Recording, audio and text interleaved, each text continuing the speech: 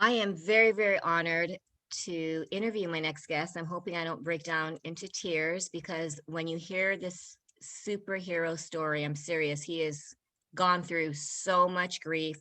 I just found out he's an only child. So I think, I don't know if you agree, but only children sometimes don't experience a lot of emotional pain and struggle because we are, I mean, I know I was enabled. I was, everything is just you, because you are the apple of your parents' eye, right? And you, if you have a little struggle, they are there. They are there to pick you up. They are there to make sure that you're not sad. If you're angry, they make sure that, okay, you're almost like this fragile little thing to treasure. So Andy McCall, Dads of Steel, Grieving Dads community to encourage and help dads who have lost their children. Everything he does is in honor of his daughter, Penelope Claire. You can see her beautiful picture in the on his is that like a bookshelf? Yeah. July 2014. She left this earth June 2016. But he also has 2.5-year-old twins, Scout and Mazie, elementary school teacher at the same school that he went to, which I think is pretty cool. So he currently teaches second grade online. So you can imagine how challenging that is. He is also an international self-published author. Please find his book, I can't even talk, Pigtails and Steel. Pigtails and Steel. I looked it up. Amazing book, collection of thoughts of his grief journey. And I'm sure you'll share how you process the grief because as a parent, that's probably our worst nightmare, right? It's not the failing grades. It's not, oh my gosh, you broke your leg. It's losing them and not having any magical power to stop that loss.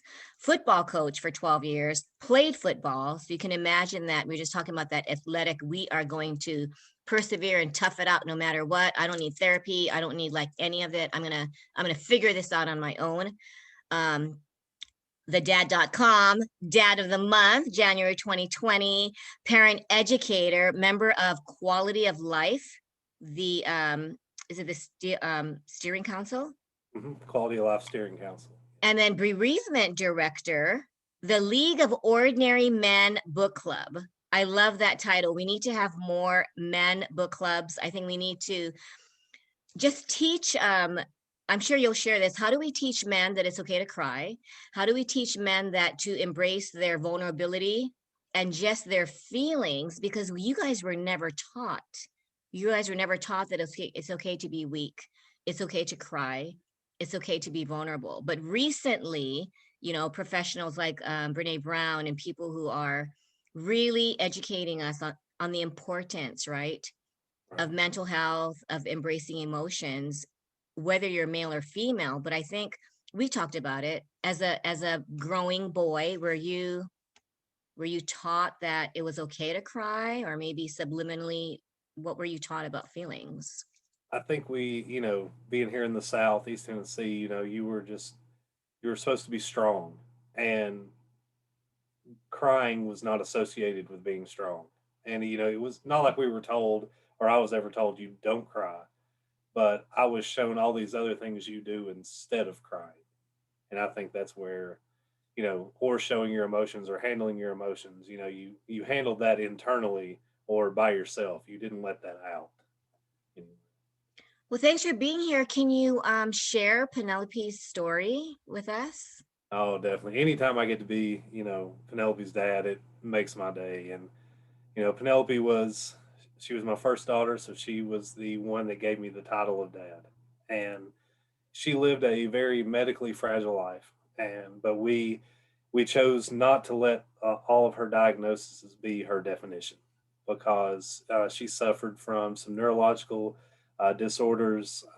She had infantile spasms, which are a severe form of seizures in young children, and ultimately, before she turned 2, is when we found out she had cancer, and she had a medulloepithelioma, which is at the base of her brain stem.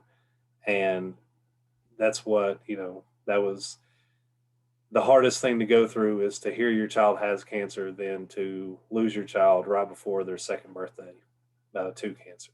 And there's a lot of things in her life that we could, talk about on the medical side of it, but she lived a short life, but she lived a very impactful life. And, when I get to share my story and share her and her pictures and all those things,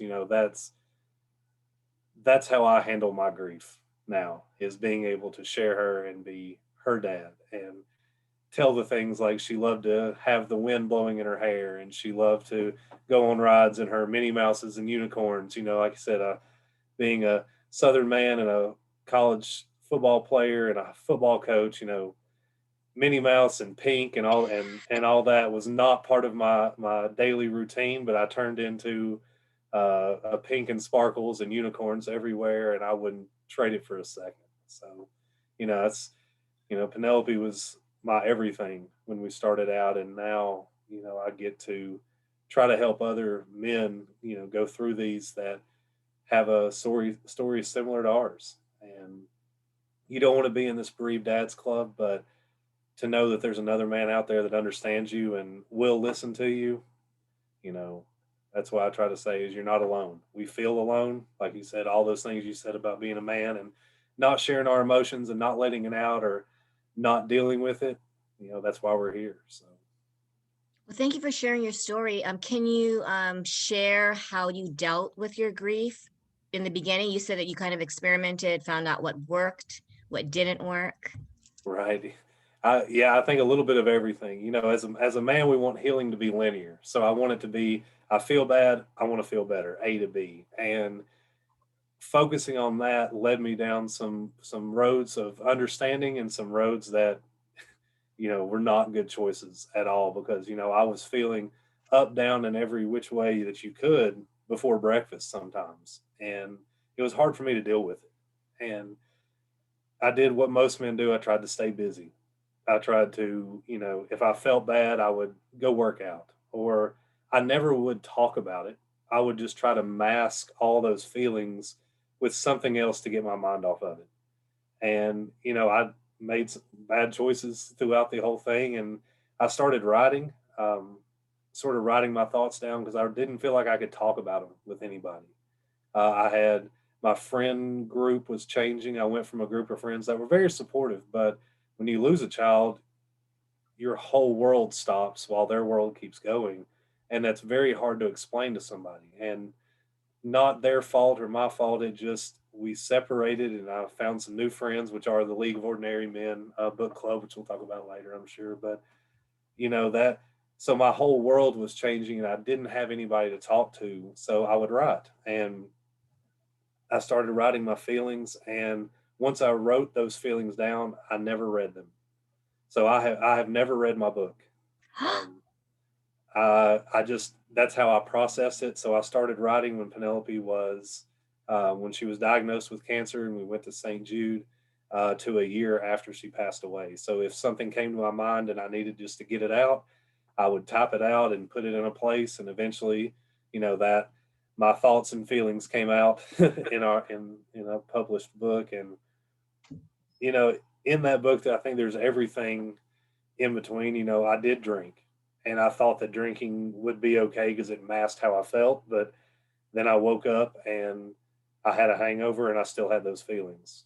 And I suppressed it with staying busy and saying yes to every single project that I could, which was pulling me away from my home responsibilities, my wife. We were grieving two different ways, and as good as we were communicating, I, it was my fault. I didn't communicate how I was feeling, and like I said, tried to mask it with all these other things, and that was very hard until the point that St. Jude reached out a year or so later and asked me if I wanted to come back and help, to be a part of the program again, and started with a stay in touch program, which is where St. Jude bereaved parents reach out to other St. Jude bereaved parents and just check in and see how they're doing, see if they need anything.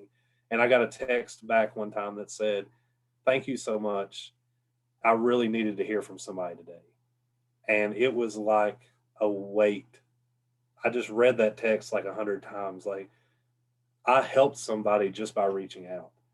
and started to do a little more with St. Jude and started telling my story. And I realized how much I needed to talk about Penelope. And sometimes I cried, sometimes I didn't. Sometimes, I was talking about medically um, challenging things, and other times I was talking about just being a dad. And every time I spoke about Penelope and got to be her dad again, I was filling that void that I was trying to fill with projects and working out and not talking about it and, doing all these other things. And I realized that how much power there was in talking. And in turn, my wife was there every step of the way, and we were trying to regroup and restart the family again, and have the twins, which we have now. And she was there for me every single part of it. And I wouldn't be where I'm at today if I didn't have her there helping me along in my grief journey while she was grieving too. Wow, that's amazing. And it just show the power of sharing your story, especially to help others heal when when everyone meets someone who shares a similar journey. So thanks for sharing. Let's talk about the League of Ordinary Men Book Club. When I saw that title, I absolutely love Ordinary Men Book Club. Who thought of it, and what's your role in it?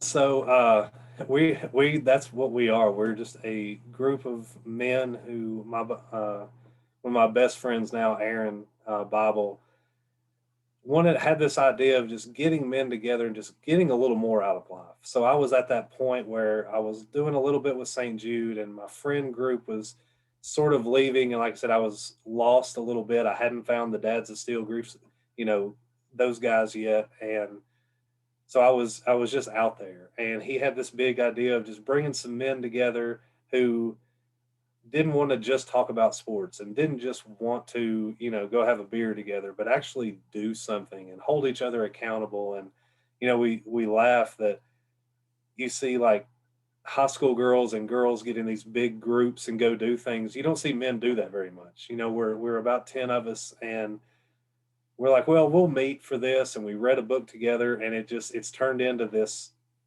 bond that I can't even explain. It's so, it goes beyond a book and goes beyond what we're doing, because we lift each other up, and they help each other. They help me in my journey, and, they do things along with me, and we help literacy nights in our schools. And, we just try to be good examples of what we think a man should be. And part of that is my grief journey and putting it out there that, hey, it is okay to cry, and it's okay to talk about your feelings. And it is the League of Ordinary Men. We don't look like we're a book club, but I think that's what sets us apart from everything else. That should go global. How many are there?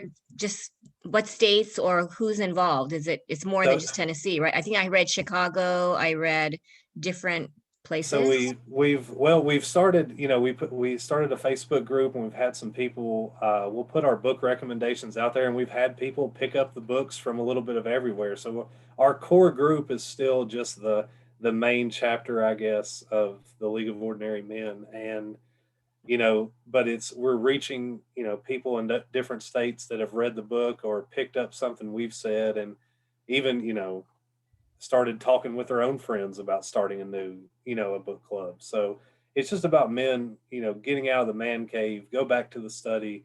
Like you see all the books behind me, like there's power in reading and pushing yourself a little bit mentally, and it's going to help you in all aspects of your life. So different types of books. Is it just self-help books? Do you guys do novels? Just a wide We've array? done it, a little bit of everything, a little bit of we've read everything from self-help to mystery thrillers, and we had a little uh, crime thriller and a little love story thrown in there every now and then, and we read some historical Wow. fiction. Like we try to read a little bit of everything, and it definitely books that I wouldn't have picked up, if it was just me. But knowing that these other, 8 or 9 men are going to read this book, and we're going to have a conversation, pushes me to get past my comfort zone, pick up something different, and broaden my horizons just a little bit So as a right now, man. is it virtual? Is like a virtual book club meeting, or how do We you? did virtual, at the height of the pandemic, but we try to meet once a month, and when we do, usually it's an outside, venue, and we sit around the table or around the campfire, or wherever we are, and just you know as back to normal as much as we can, but still being safe and around everybody. But we mix it in here and there. But like I said, we talk to everybody every day. We're like a bunch of high schoolers, texting each other 10, 20, 30 times a day and That is about great. it is. And as a parent coach, of course, my one question that I ask all moms and dads, and especially as an educator too, what do you think are the challenges of, well, you're second grade teacher, right? So probably about 7-year-olds. And then you, of course, have your toddlers. What do you think currently is a challenge that like second grade parents are going through? And then as well, your 2.5-year-old twins, we are talking about that. And you're mentioning their like what caged hyenas. There it is. I love it. I tell everybody. I think our, you creativity and how we're doing things. Especially with my second graders is keeping them motivated is very hard, and which forces me as their teacher to be creative in how I'm delivering, an everyday Zoom lesson 2 or 3 times a day, and their parents as well, keeping them motivated to do these things and finding creative ways to keep them motivated. Because what might work this week, a month from now probably isn't going to work because they're so used to that mundane routine, and we were so used to excitement, and we're a society of here and now. you know Hmm. we get mad when there's not, our text message takes 10 minutes to be Right. The read. Wi-Fi is down. You're like, what is Right. going on here? So I think being creative and keeping that motivation, which is the same thing for my twins, is we can't go out and do all these things or take them all these places. So how can we find ways to bring all that in while keeping them going and keeping them, trying to not let them not as much fall behind, but get these experiences that, at their developmental level, it's hard. And I think that motivation piece is what we're trying to overcome every day, whether we realize it or not. And the message to parents who are worried that their kids are not doing what they're supposed to do, or like you said, they're lagging behind.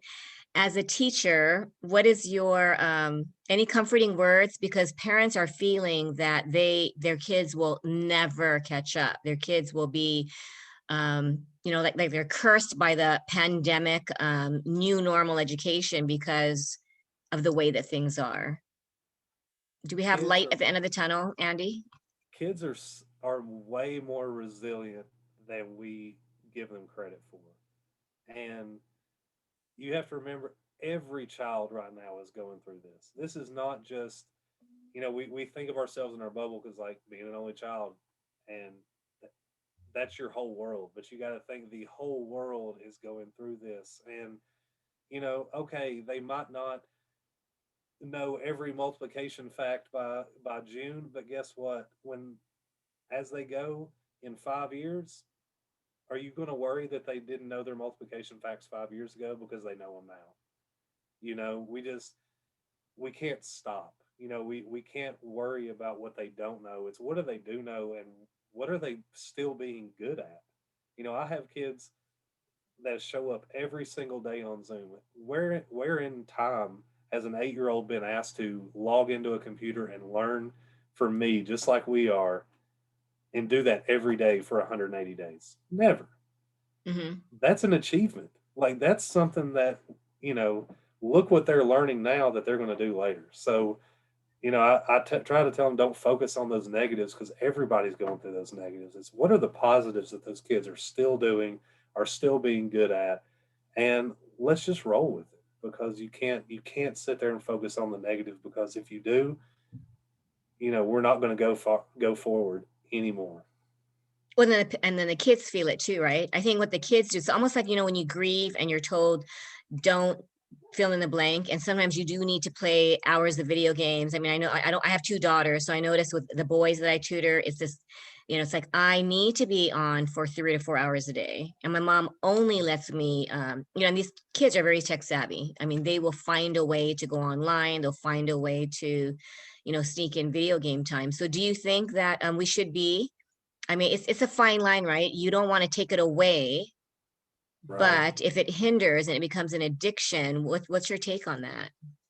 I think it's all about communication. It's, we as parents, as a parents and a teacher, like, okay, we focus on that end goal, like you have to do this or you have to learn this, instead of having that, that open communication of, okay, I need you to do this, but what do you need in order to achieve that?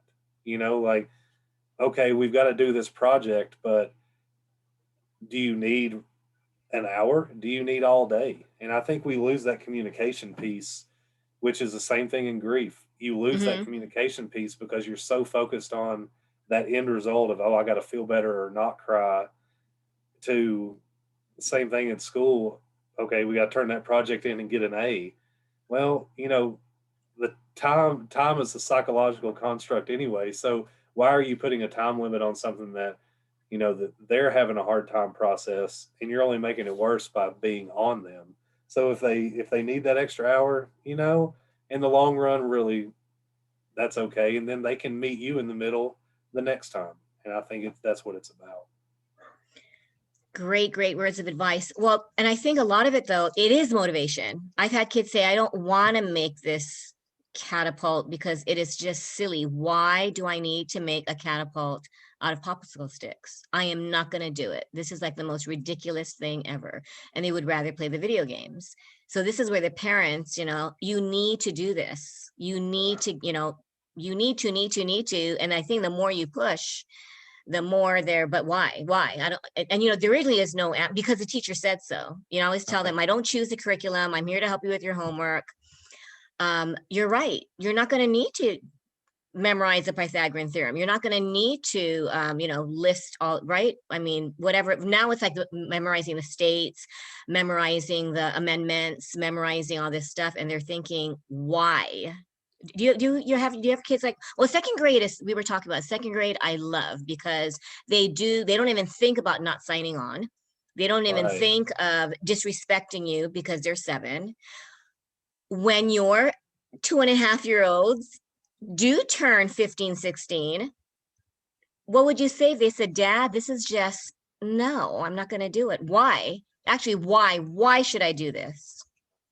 I Putting you think on the spot here, but I know, and I think, but I mean, that's something, I mean, we struggle with, and I think it's, knowing your child and knowing what they want out of life and what they want to do and accomplish. I think about it as that consistency is we're building that, you know, if you say no to this, you're going to say no to other things, and show them that spiral of what's not, what's going to happen if you don't, get these things done, versus if you do get these things done, this is what opens up for you. And you can do these things that you want to, and you will have more time if you put the different priorities. And I think that's the, building that consistency, and instilling that high level of, not even success, but just that high level of work ethic of saying, hey, this is what we do, and this is what happens when we do it, and this is what happens when we don't do it, and showing them that path. And they're not going to make the right decision every time. 15 or 16, I surely didn't, right. but I learned over time that I really liked these good consequences versus these bad consequences, which is just like my grief journey now. I really like when I get to talk about Penelope versus the times I don't. I don't feel like me. And it's just, it goes hand in hand. And that's what I learned growing up. I learned about those good consequences and getting things done. So I think that's where I would go with it. I love that. I never, yeah, because usually I say, well, if you want to graduate from high school, sorry, you have to do this and this and this.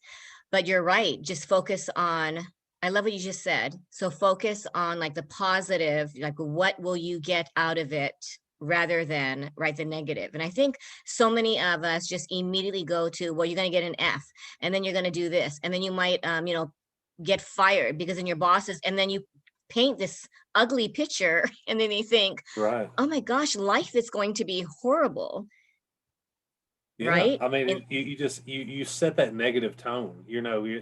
Well, what if I? Why do I have to do it? You're not doing it for an A. You're doing it to show that you know this, so you can go on to the next thing, and you show that negative, correlation. Well, if you don't do this, you're going to have to do it again and again and again, and right, you're the going to natural you're going to consequences, right? right. If you don't do it now, you're going to have to do it in summer school. If you don't do it in summer school, you're going to have to do this grade over. And then your friends are going to keep going on because they just did the task. And you're sitting over here still asking why when you could have done that at any point. And just, you put the power, you give them the power to make that good choice. And they, like I said, they're not going to every time, but eventually they will, because that's just, you're setting that consistency up.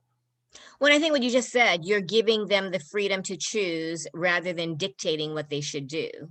Right. And knowing that you have the freedom, most times the student will be, because they're not like pushed in a corner. Like, it's your choice whether you want to repeat the grade or you want to, like you said, do what needs to be done.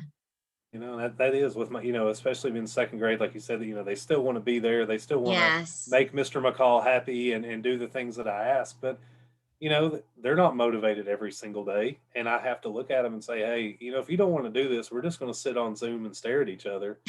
And they don't want to do that either because they want to go play video games. So they're like, okay, let's get this done. Boom. They got it done. They probably did it correct. And we're good. But that gave, Wow. yeah, but that gave them the power there of, okay, if I don't do this, I'm not going to get to what I want. So I might as well do this. It just giving them the power, but just directing them in that positive way, I think is how I go about it, at least. That's amazing. I think every teacher could, because I think we get into, oh, it must be done. And I only have an hour when I tutor, and I feel like I need to get all this homework done. And then I realize it's okay. It's okay. But you get caught in the agenda and okay, they have, 7 problems. And I used to feel so bad if I didn't do all 7. And now I say, if I do 5, right? And I love, what do you tell your kids if they're failing, or if you're mentioning how you just tell them it's okay, or actually you tell the parents, right? The parents are probably more concerned than the kids. And I just, I look at them and say, it's okay, because in 5 years from now, are you going to remember that little Johnny, only did 5 out of 7? No, you're going to be more concerned of, does he know his multiplication facts versus did he get every single one of them right? And, with that bigger goal in mind, every kid's different, is going to get there at their different time, but they're all going to get there eventually.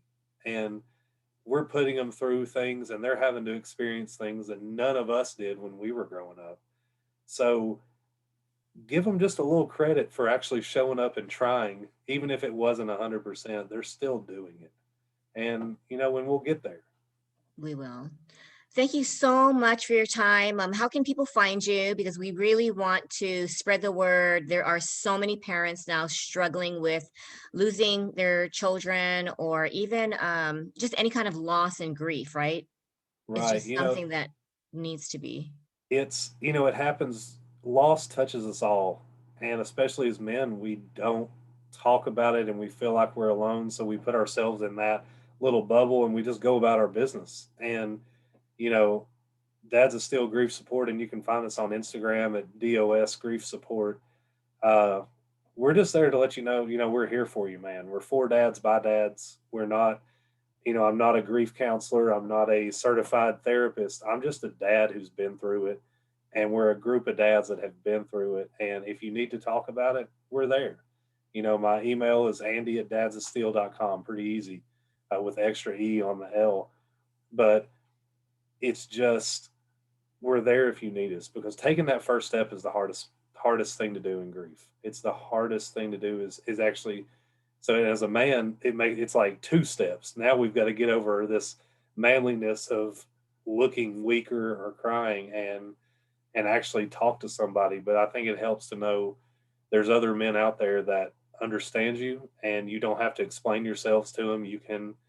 We have vent sessions, we have topic sessions, we have a little bit of everything in between, and it's just, dad supporting dad. So Well, I think sometimes they don't even have to speak, right? Just listening to the other yeah, men share, that yeah, alone can be healing. You don't have yeah. to You, participate. you don't have to participate. You don't even have to turn your camera on. Like, we have, men that join, that just listen while they're doing, the dishes or folding laundry or sitting there, on a Sunday morning. Because we, Sunday mornings on Zoom is when we are, and I can send that link to anybody, that reaches out. But, sometimes it's just nice to hear of somebody else that, oh, he went through that too, or he, I felt the same. it's just that validation we might need as a man to grieve, to actually cry, or feel okay with not being okay. Yeah, I think that's the big, Yes. is I just love having. that. Yeah, feel that it's okay not to feel okay and that you are not alone because this group, I've never come across a grieving dads community, but what you have is so special because so many parents are going through this. And I think my niece lost her infant through SIDS, and they had a rainbow baby, so they had another baby, but that loss, and you're never prepared, right? You're No not. one is ever prepared for death. And I just thank you so much for doing what you're doing. Can you share the I'm name of honored. the book and where they can find it? Yeah, so at Pigtails and Steel, I've got it. Here's one right here. Oh, Shameless plug. There it is.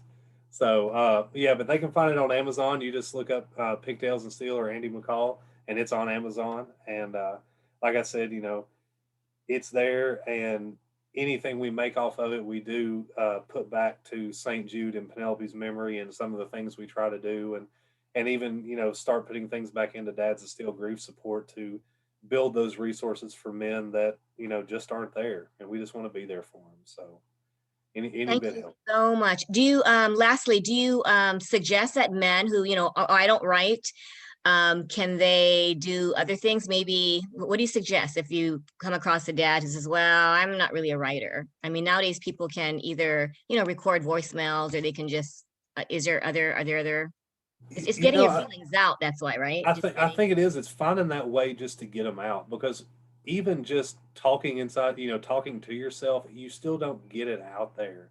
And whether it's writing or maybe you record yourself, just saying it, or it's. I think the biggest thing is finding that person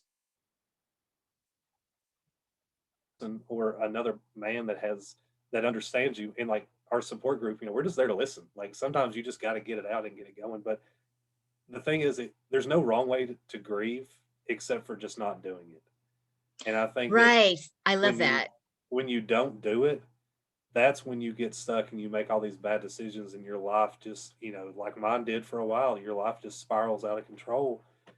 But you just find something, and masking it with working out and projects is not working. I thought it was too. I thought it was, but getting it out of your body verbally, or however it is, that's, you just got to find you, man. You just got to find you. Well, thanks again. I just love your vulnerability, your sharing your story. Penelope Claire will continue to live on because you are doing an amazing job. Can you show us her bunny, the first Oh yeah, bunny that you bought her, yeah. your So picture? this is it. And like I said, I'm a ex college athlete. I'm a man. I'm a big guy. I carry this bunny around everywhere, and that's my way of coping with grief, and I am perfectly fine with it, because a lot of people will give me that look and say, oh, who is that, or is that your kids? And if I feel like it, and I'm in that point, I can talk about Penelope, and that's my way of keeping my girl with me, even though she's not here physically. So you know I think if we just find our things, and just know that it's okay. Like not everybody has to carry a bunny around everywhere they go, but but that's what makes me feel okay when I do things. And you know what? You know, I've come to find that I'm a lot happier when I do that. So I'm going to continue to do that. Please do. Thank you so much for your time, and I look forward to chatting again with you. Take care. Thank you. Okay, bye.